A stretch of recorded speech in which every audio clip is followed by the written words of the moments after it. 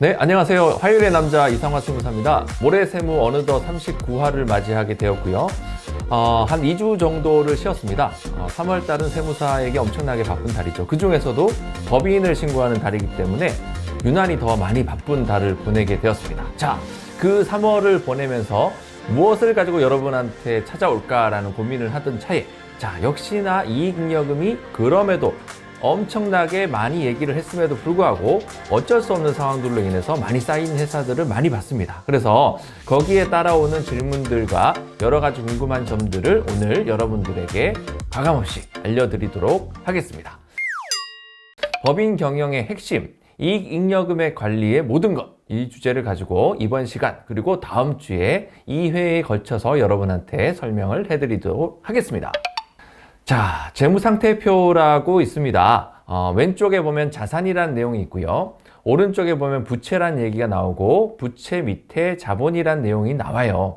우측 하단에 보면은 미처분 이익잉여금이라고 17억이 있는데 이 금액이 뭐냐면은 이익의 집합체라는 얘기가 되는 거죠. 저희 회사가 8년 동안, 여기 위에 보면 8기라고 나오잖아요. 8년 동안 우리 회사가 돈을 벌었던 금액의 총 합계액이 17억이다. 그러면 많은 분들이 내 통장에는 17억이 없는데라는 질문을 제일 먼저 하기 시작을 하셨어요. 근데 자, 보시자는 거죠. 왼쪽에 보면 현금이라는 금액에 보면은 보통 예금, 정기적금 합치면 8천만 원. 그러면 8천만 원이 돈을 가지고 있고 나머지는 돈이 아닌 다른 쪽에서 자산으로 항목을 자리 잡고 있다는 얘기가 됩니다. 자, 바로 밑에 보면 외상 매출 채권에 15억이 있는 거죠. 15억이라는 돈을 못 받았고요. 오른쪽에 보면은 외상 매입금이라고 12억이라고 있습니다. 12억이라는 돈을 남한테 줄 돈도 안 줬습니다. 그 두 개 퉁치고 나면은 3억이라는 돈을 받을 돈이 있는데 순액으로 그 돈을 못 받았기 때문에 괴리감이 생기는 게 마찬가지고요. 왼쪽 하단 쪽에서 보시면은 투자자산, 유형자산 이렇게 나오잖아요. 유형자산이 회사의 건물, 공장 이런 거, 창고 이런 거 보시면 되겠습니다. 80억이라는 돈인 가치가 있겠죠. 그런데 오른쪽으로 부채 항목에 가보면은 비유동 부채라고 해가지고 42억이라는 돈이 있지 않습니까? 그 위쪽에 보면 20억이라는 단기 차입금이 있고요. 그러면 대충 해서 80억 빼기 60억 하면은 20억이라는 돈이 우리 회사에는 미래의 자산성의 현금으로 들어올 만한 돈이 20억이 있다. 자, 이 얘기가 뭐냐면은 건물을 팔아서 배당을 하시면 됩니다. 근데 건물을 팔 수가 없잖아요. 그러니 영업활동을 해서 현금을 다시금 올려야 되는데 또 재투자를 하겠죠. 이런 회사들이 우리나라의 법인의 거의 90% 이상이라는 거예요. 근데 이런 회사가 문제가 있다는 얘기가 아니에요. 여러분들이 항상 저한테 하는 얘기가 돈이 없는데 어떻게 배당을 하느냐. 조금 심화학습 과정으로 오늘 들어가 보겠다라는 얘기입니다. 자, 현금은 별로 없는데 이익잉여금은 왜 이렇게 많을까? 방금 전에 이제 말로 좀 설명을 드렸는데 조금 구체적으로 들어가 보도록 하겠습니다. 자, 이익잉여금의 이해라고 해서 이익잉여금이란 정의를 내리고 있죠. 영업활동, 손익거래라는 부분입니다. 그래서 발생한 잉여금이나 이익의 사내 유보에서 발생하는 잉여금을 의미합니다. 라고 이제 얘기를 하는 거죠. 대다수의 이익잉여금은 영업활동을 통해서 발생한다라고 보면은 이해가 되실 것이고요. 자, 쉽게 말해서 그동안 회사가 8년, 10년 동안 영업활동을 해서 법인세 내고 난 나머지의 모든 금액을 가지고 온 합계액을 이익의 누적액이라고 보시면 되겠습니다. 자, 이익잉여금 이퀄 매년 발생한 당기순이익의 합계액이라고 정의할 수도 있는 부분인 거고요. 또 다른 말로는 자산에서, 아까 전에 이제 재무상태표를 보여드렸죠. 자산 총계에서 부채를 차감하고 자본금, 내가 넣은 돈이죠. 자본 조정, 기타 포괄 손익 누계액이라는 거를 차감하고 나면은 나머지 남는 금액이 이익잉여금이라고 보면 되는 부분인 거고요. 세 글자가 따라 붙게 됩니다. 미처분. 미처분이라는 부분에 대해서 상법에서는 배당 가능 이익이라고 부르고 있습니다. 이 부분에 대해서 미처분이라는 건 언젠가는 처분이 일어난다는 부분에 대해서 항상 염두를 하고 계셔라라는, 자, 이해적인 부분에 다시 본다 그러면 위 사례에서 회사는 그동안 영업활동으로 잉여금이 17억이나 쌓여 있는데 현금 자산은 8천만 원밖에 없습니다. 내 얘기랑 똑같다. 나는 우리 회사는 17억이 쌓여서 세금을 막대하게 내야 된다고 나한테 얘기를 하는데 돈이 8천만 원밖에 없는데 내가 세금을 어떻게 8억, 9억이라는 되는 세금을 내야 되느냐? 왜 이런 일이 발생하는 걸까요? 회사의 이익잉여금은 영업활동의 결과를 쌓아놓는 것이에요. 그래서 회사의 현금 흐름은 영업활동뿐만 아니라 투자활동도 발생하게 되는데요. 자산을 구입하죠. 기계도 살 수 있고요. 재고자산을 살 수도 있는 부분인 거고요. 기타 여러 가지 투자를 하기 위해서 자산을 구입하기 때문에 현금이 사라집니다. 근데 그 기계들이 어디 사라지는 게 아니에요.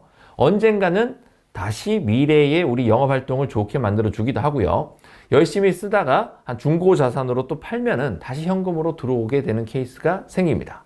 그리고 재무활동, 자금의 대여도 할 수 있고 다른 은행에 가서 차입을 해올 수도 있기 때문에요. 현금은 실질적으로 내가 번 금액이 이꼬르 현금이라는 공식은 절대로 일어나지가 않습니다. 현재 사회에서는 모든 거래가 외상거래고 그 가지고 있는 현금조차도 기계를 사고 자산을 사고 계속적으로 재투자가 되기 때문에 현금은 없는 게 맞습니다. 원래가. 자, 그러니 돈이 모자라니까 다시 또 은행에 가서 돈을 빌려와서 그 돈을 가지고 영업을 또 잘해서 또 이익이 나면은 또 돈이 없어요. 왜? 영업을 또 잘하셨기 때문에. 또 기계를 또 사야 되잖아요. 그래서 세금을 안 내잖아요. 그래서 법인세만 냈다라는 부분입니다. 근데 왜 이익잉여금에 대해서 계속 강조를 하냐면은 언젠가는 우리 회사 이제 문을 닫게 되는데 이익잉여금에 대해서 거의 절반에 가까운 세금을 내게 된다는 사실을 다 모르고 있다는 부분에 해당을 하죠. 자, 그러면 대다수의 기업에서는 잉여금은 쌓여 있지만은 이를 배당하는 회사를 보기가 어렵다. 이유는 한 3가지 정도로 이제 나눠지게 되는 부분인데요. 회사에 예금 자산이 없어요. 건물 등의 다른 자산으로 대체되어 있습니다. 그러니 배당을 줄 수가 없어요.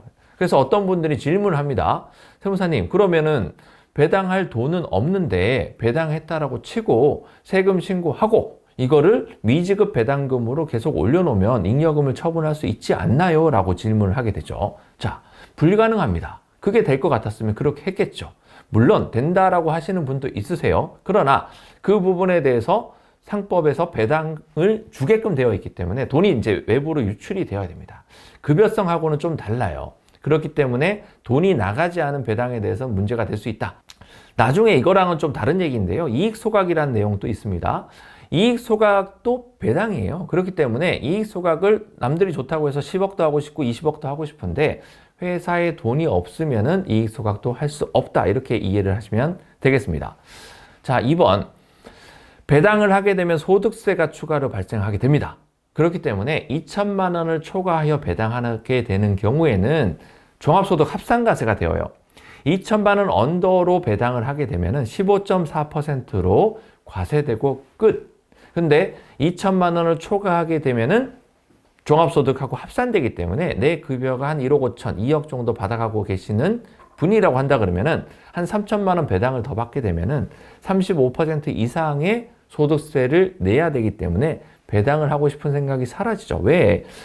급여로 가져가게 되면 법인세를 떨어뜨리는 효과가 있는데 배당은 법인세를 떨어뜨리는 효과가 없습니다. 그럼에도 불구하고 왜 배당을 해야 되냐면은 급여를 그렇게 많이 올려서 가져갔음에도 불구하고 앞 케이스에 보면 8년 동안 17억의 잉여금이 쌓였기 때문에 2천만 원씩 배당을 하면요. 17억을 끌려면은 34년이 걸리나요? 제가 계산을 잘못했나요? 예. 그 정도로 많은 시간이 걸린다라는 부분인 거죠. 자, 3번에 보면은 상법상 배당의 절차는 주주총회에서 배당 결의를 해야 가능합니다. 절차를 무시하고 배당하는 케이스가 아주 많죠. 그냥 합니다. 왜? 세무사 쪽에다 그런 얘기를 하죠. 저희 배당합니다. 배당해서 얼마 하겠습니다. 라고 하면은 세무사님은 배당에 해당하는 원천세 신고하고 5월 달에 종합소득세 신고, 종합과세가 되면 종합소득세 신고, 그리고 법인세 신고할 때 이익잉여금 처분계산서 상에 배당을 했다라는 부분을 표기해주고 이게 세무사가 하는 신고의 끝이에요. 근데 사실 배당이 완성되기 위해서는 상법상 배당의 절차를 지켜줘야 됩니다. 위험이라는 게 따르게 됩니다. 위험이 항상 도사리고 있다는 부분이에요. 이익잉여금은 상법상 배당 가능 이익이라고 하는데 이를 배당하지 않고 계속 두게 된다라면 가정을 해봤죠. 어떻게 되는지 생각해 본 사람이 크지 않아요. 왜? 굳이 내가 고민을 떠올려서 미래의 걱정을 내가 지금 하고 싶지 않다라는 부분이 첫 번째였고, 두 번째는 어느 누구도 알려줬지 않았기 때문에 나는 알고 싶지도 않고 앞으로도 알고 싶지 않고 모르는 게 약이다, 이렇게 생각을 하시더라고요. 자, 첫 번째, 회사를 그만두게 되는 케이스가 언젠가는 나옵니다. 회사가 잘 되고서도 나중에 세금을 많이 낼 수 있다는 부분 때문에 여러분한테 말씀을 드리는 부분인 거고요. 그렇게 해서 그만두게 되었을 때 청산소득세로 잉여금의 절반을 소득세로 과세하게 된다. 절반이라는 말을 사람들이 이해를 잘 못합니다. 나 왜 세금이 절반이야? 이렇게 생각을 하시겠죠. 그래서 배당을 하는 거예요. 잉여금이 20억 정도 만약에 쌓이게 된다라고 하면은 20억을 한 방에 배당을 하기 때문에 종합소득세가 종합소득 금액이 20억이 되겠죠. 20억에 대한 세금은 거의 50%, 건보료까지 합치면 50%도 넘어가게 됩니다. 그 부분을 일본의 칭하기로 액면가세라고 칭해요. 왜 액면가세라고 하냐면은 잉여금의 17억에 대한 부분에 대해서 절반의 세금을 물리기 때문에 17억이 가치가 변동이 되지 않잖아요. 그래서 액면가세. 근데 문제는 두 번째예요. 회사의 주식을 본인, 보통은 대표님 100% 다 가지고 있죠. 본인 이외의 다른 사람, 보통 아들이거나 뭐 며느리거나 아니면 아내거나 가족들한테 보통 이전을 하게 되는데, 이때 증여세, 공짜로 주면 증여세, 나중에 내가 죽어서 주게 되면 상속세, 그리고 내가 자식이라도 아니면 남이라도 돈을 받고 주게 되면 양도소득세, 이 세율이 다 달라요. 그리고 시가평가되는 방식도 다르고, 근데 우리나라 상속증여세법에 따른 주식평가는 어떻게 구성이 되어 있냐면은 거의 반드시 액면보다는 높게 나오는데 한 1.2배 높게 나오면 받아들이기가 쉬워요. 근데 2배 높은 경우도 있고요. 5배가 높을 수도 있습니다. 그러면 사람이 1번에 해당해도 문제가 되는 거고요. 2번에 해당하면 더 문제가 됩니다. 어떤 숫자를 가지고 문제가 되는지에 대해서 다음 시간에 그 숫자를 가지고 올 겁니다. 오늘 준비한 내용은 여기까지고요.